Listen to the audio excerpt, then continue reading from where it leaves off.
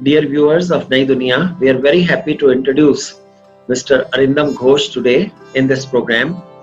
He is a Baha'i at present living in the USA. Originally, he is from West Bengal. He is from Calcutta. He studied at the Indian Institute of Technology, one of the best in India, at Kharagpur, and later went to US at the University of Houston, and he did his MS there. He now works as a noise and vibrations engineer, a very high position in the US. So, Arindam, we are very happy to welcome you to this program. We see the beautiful picture in the background of the Baha'i House of Worship in the USA. Can you tell us a little bit about yourself, your life in Calcutta, your life in Kharagpur, and now your life in the USA? My spiritual journey started when I was very young. My maternal grandfather taught me to read very early. At the age of 4 or 5, I started reading Ramayana and Mahabharata in their Bengali original versions, written by Krittibash and Kashiram Das. I fell in love with them. I wanted to become Hanumana and join the army of Rama. I remember asking my poor mother the meaning of the word Ajoni Shambhava. You can imagine a 5-year-old asking the question. As you know, it refers to Mother Sita. She is a devotee of Ramakrishna and Vivekananda. My grandfather was actually from the Brahmo tradition, which is the tradition of Rabindranath Tagore. Chaitanya was my favorite too. I always felt very close to him. Baha'u'llah told us to hear with our own ears and see with our own eyes so that we can investigate the truth for ourselves. So in my life, it started very early and stayed with me through all my years in school and college. So there is nothing specific that I can point to which was a point of spiritual awakening for me. Baha'u'llah said, "O son of being, thou art my lamp and my light is in thee." So it has always been a part of me. As I was mentioning, I was mostly influenced by my grandfather. Every morning I'll walk with him and have elevated conversations on various subjects. So it was a continuous process.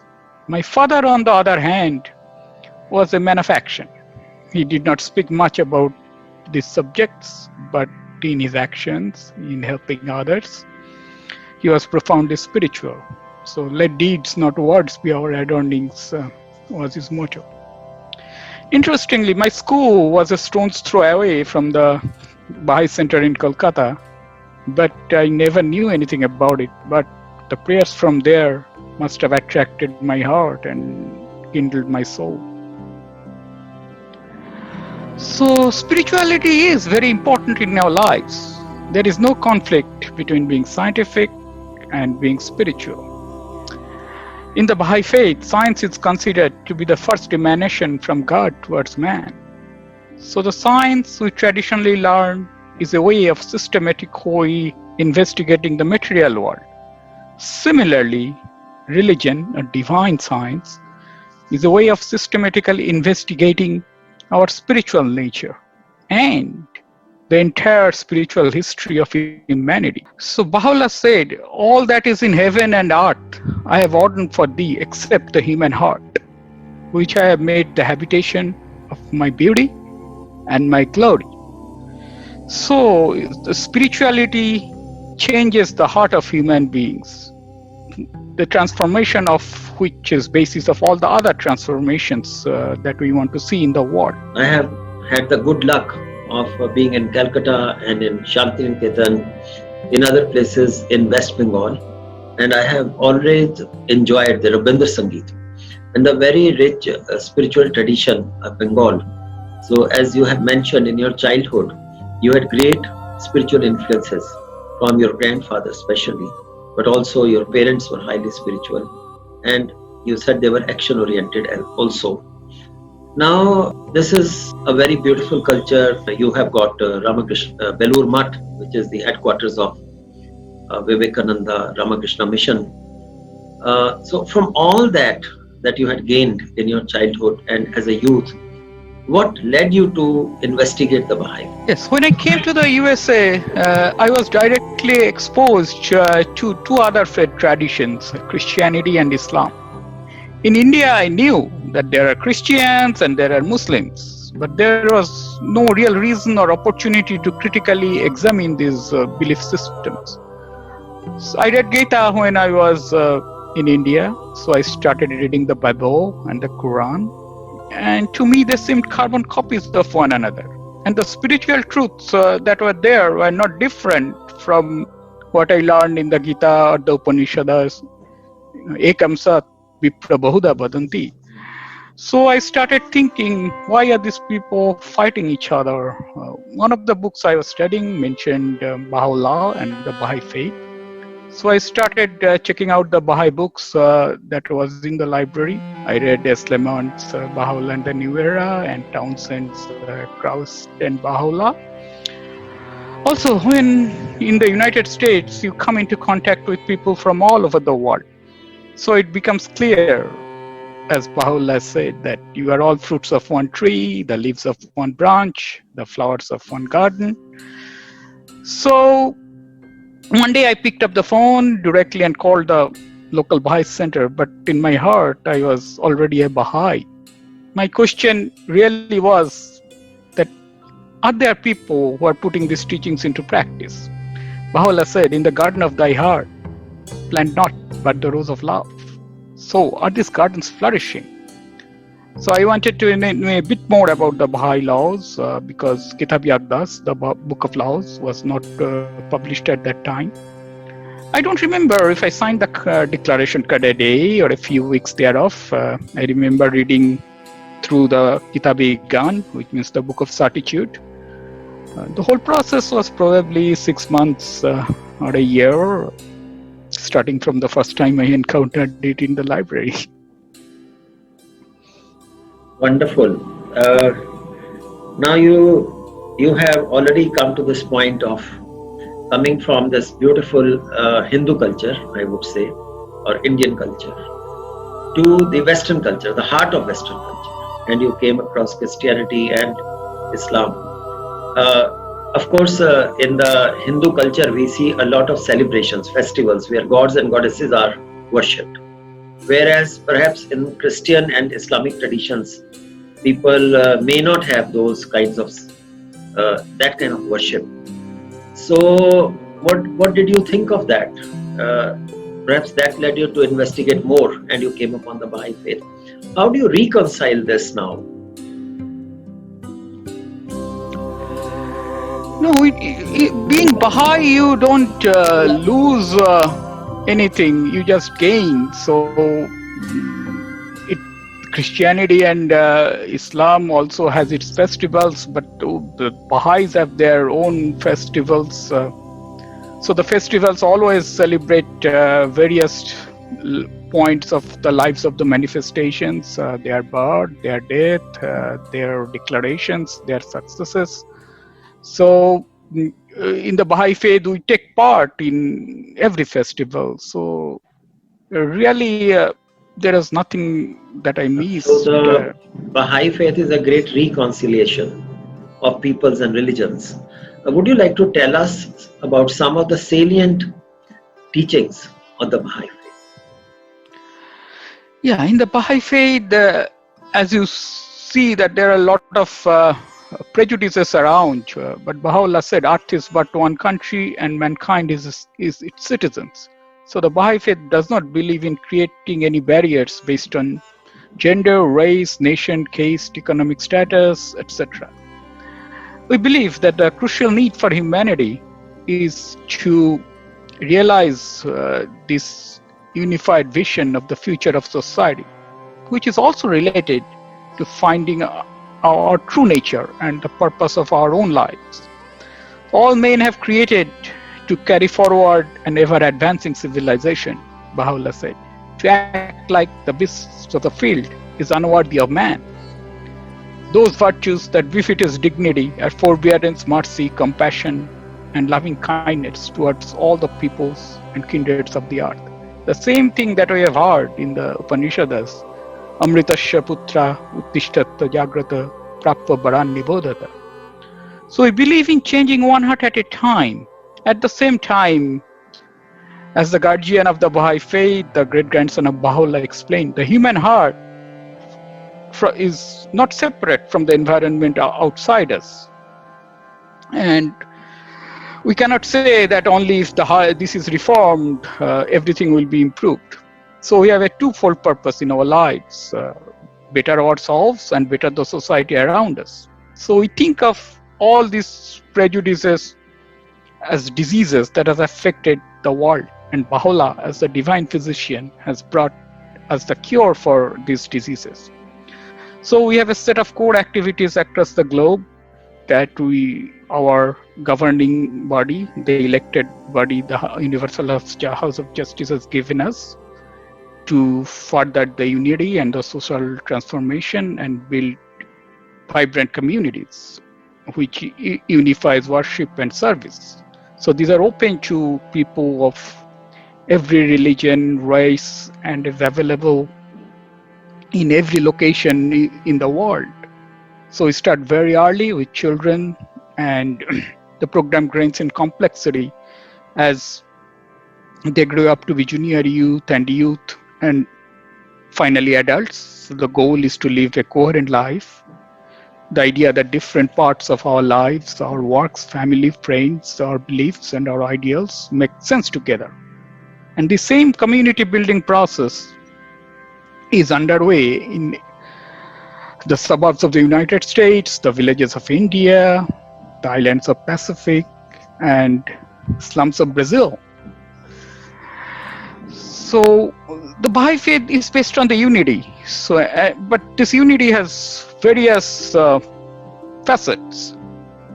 So once we realize that we are all spiritually equal, then certain principles follow. Like there has to be equality of man and woman. We must have women participating in every facet of society and be treated with equality. A bird cannot fly without two wings, so society cannot progress till the woman gets her due. Similarly, there will always be rich and poor, but we cannot have extremes of wealth and poverty.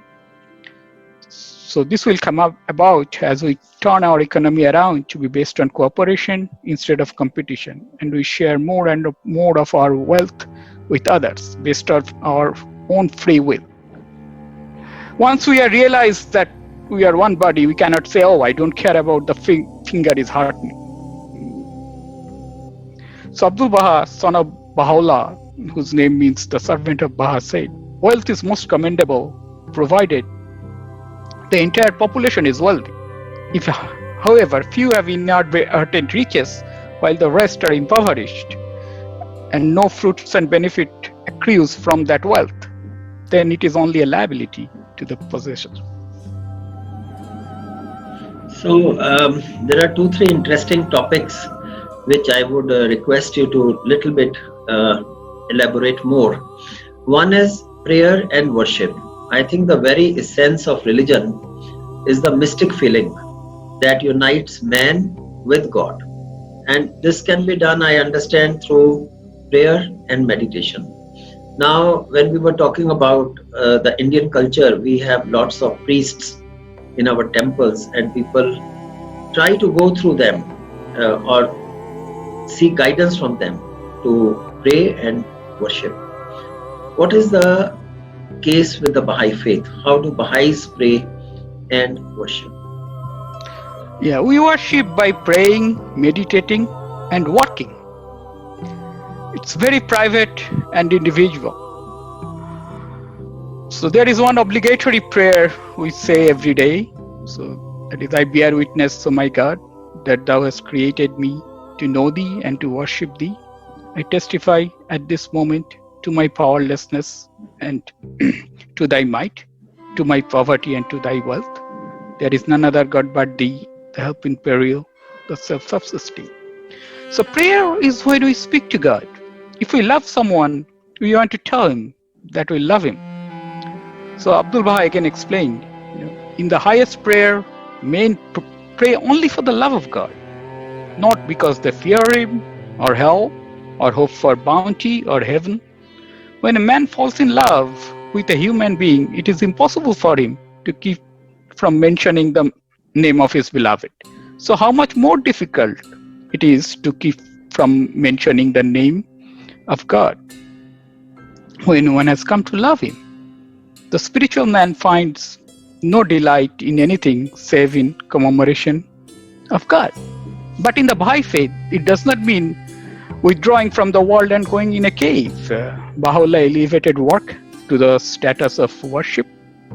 Everyone has to have an occupation, an art, a craft, or a trade. So even if we are making a notebook, we have to make it to the best of our ability to make it perfect. You may know the motto of the IIT was Yoga Karmeshu Kaushalam, which was from the Gita. So it is the same thing. So the best of men are they that earn a livelihood by their calling and spend upon themselves and their kindred for the love of God, the love of all worlds. And how do we do it? We do it through meditation. Meditation is when we listen to God. So reciting the verses of God every morning and eventide is what Baha'u'llah said. So we don't have any fixed techniques for meditation. Meditation entails focused reflection through which we gain valuable insight into the spiritual as well as the material. We understand better the guidance from Baha'u'llah by meditation on his writings. But this power of reflection, Baha'u'llah said, is also the source of all crafts, sciences and arts. So in the Baha'i Faith, there is no clergy, no priests. In a devotional gathering, someone will be responsible for selecting prayers, but no one with an elevated spiritual station, no gurus. We all teach one another, learn from one another, and pray for one another. Baha'is do pray together in temples, but these temples are not just a place to visit. In the Baha'i Faith, the Mashriqul Azkar, the temples, are referred to as the dawning place of the remembrance of God. These are places centered around which the whole community, the neighborhood, the village, can give a concrete expression to the unity of devotion and service. You notice our house of worship in Chicago. Yes, I can see it very clearly in your background, and it is very, very beautiful. Just as beautiful as the Lotus Temple in New Delhi, which has become the icon of India. But each of our houses are also seeds of future houses of worship, where everybody in the neighborhood should be able to come, pray, reflect upon the reality of the neighborhood and the lines of action that we can take to improve it. Very well said. I think the real temple is the human heart, where we have to establish God or worship Him. And the acts of service, I think, are the true worship of God. So, Arindam, it was very nice listening to you about these important concepts. Now, the other concept that I want to talk about a little bit, since you come from Houston, is about the unity of humankind and removal of prejudices. You did mention while talking that the Baha'i Faith is centered around three onenesses. Oneness is of God, oneness is of religion, and oneness of humankind. So even in the 21st century, we see communal rights, we see racial prejudice, we see wars being fought in the name of race, caste, creed, nation, or even religion.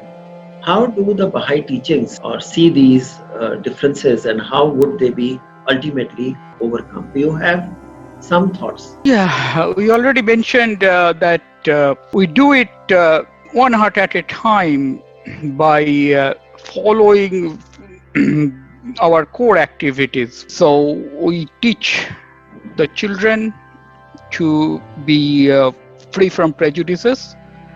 And at the same time, when we're talking to the children, we teach the adults too. So everybody comes together. So we don't believe really in protests and demonstrations because these are adversarial modes.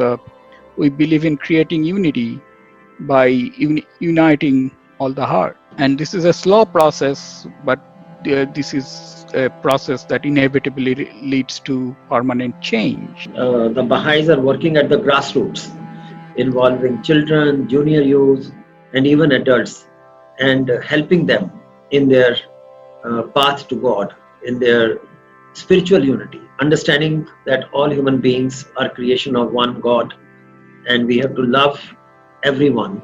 And this comes from a deep sense of spirituality, respect and dignity, even for others as for ourselves. Yes. And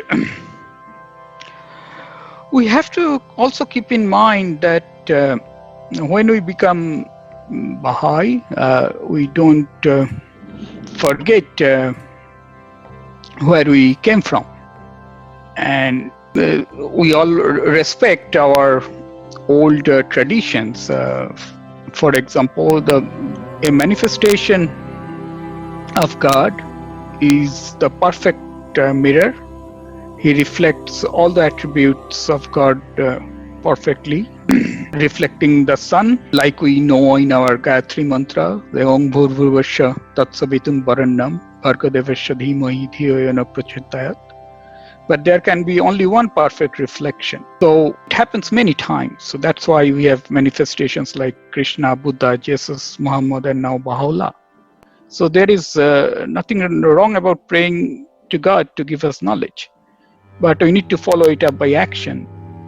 So the essence of faith is fewness of words and abundance of deeds. So all of us, we need to draw from our spiritual traditions, but then manifest it in actual concrete acts, in gaining more knowledge and helping everybody to progress. So this is how we eliminate all prejudices. The Baha'i Faith puts religious experience in a perspective, and it is holistic, and we don't condemn anyone, but we try to focus on the unifying ideas. And all the religions taken in that sense, they are paths to one creator, that is Brahm, as taught in the Vedas. So that is very beautiful, harmonizing the differences in religions and focusing on the areas that unify us all. And above all, you said that we have to turn to the manifestation of God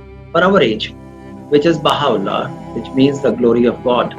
And he has shown us the way how these differences can be reconciled, how humanity can move forward, how we can become one world, how we can have one government, one parliament, how we can have a supreme international tribunal, we can have a universal language, have kind of unity in the instruments of measurement or currency.